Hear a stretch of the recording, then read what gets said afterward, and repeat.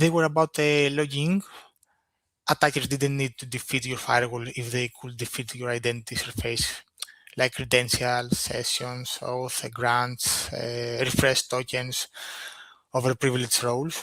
And that shift matters because when identity is compromised, your controls often step aside politely. Why identity become the fastest path to data? Here's the 2025 reality.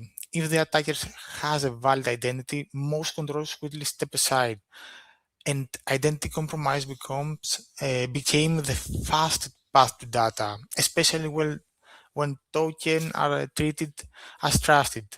Third-party integration are treated as trusted, and permissions drift are everyone can do everything. Four patterns show it up again and again. Stolen credentials, info stealers, password reuse, spraying, and importantly, SSO turns one login into many apps. So step one, initial access. Fish, info stealer, password reuse, credential, or a foothold. Step two, establish session. Still cookie, still refresh token, still a token issued by IDP. Step 3, escalate privilege.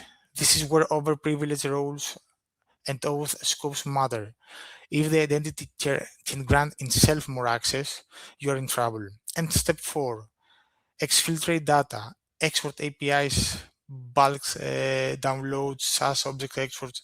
This is often the loud stage, but it's late. And step 5, the last one, app tokens, app keys, secrets pulled from data. So now let's zoom into the first major pattern, token theft, the MFA bypass story of 2025. Token theft is why we have two MFA. Stop it being the end of the conversation.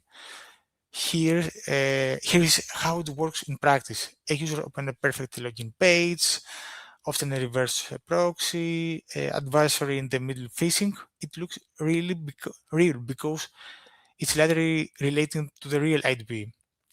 So the user completes MFA normally, nothing fails, but the attacker captures the session cookie. Then the attacker replay the cookie and become the user, often with no MFA prompt. OAuth tokens are beard credentials.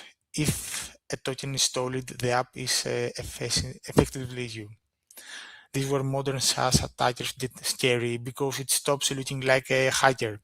It looks like a normal integration doing normal work. So let's ground this with a case study that made this painful real in 2025. Sloth drift, Salesforce data theft via auth tokens. The point here isn't Salesforce got hacked. The point is the mechanic. Token abuse against a drastic integration. In August 2025, the group tracked it as ANS 6395 was observed using compromised auth tokens tied to the Salesforce Drift integration to perform unauthorized exports across many Salesforce customers' instances. A single weak portal becomes a massive explosive event. What was reported? Threat actor accessed Power School data through the Power Source support portal. Power School reported told to K12 dive the portal like the multi-factor authenticator. Exposure including student, staff people, and some records, and medical data, and many others. So overprivilege is what turns identity compromise into enterprise compromise.